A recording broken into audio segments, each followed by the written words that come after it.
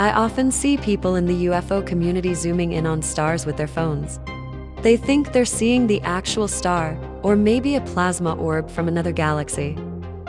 Some of them even AI upscale the image by 1000% and then claim they can see structures or messages.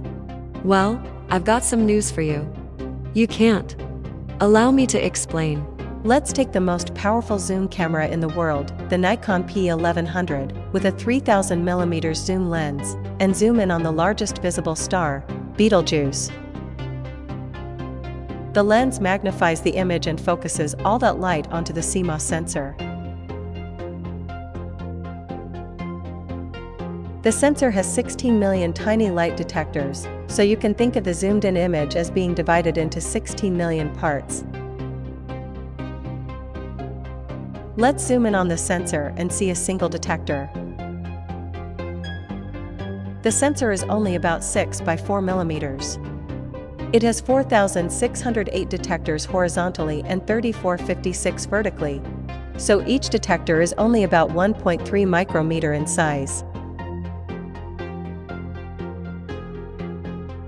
So how many detectors would our giant star actually cover?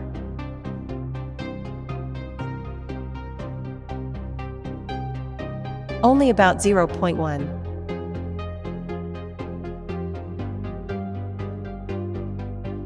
In theory, you would see the star as a single pixel.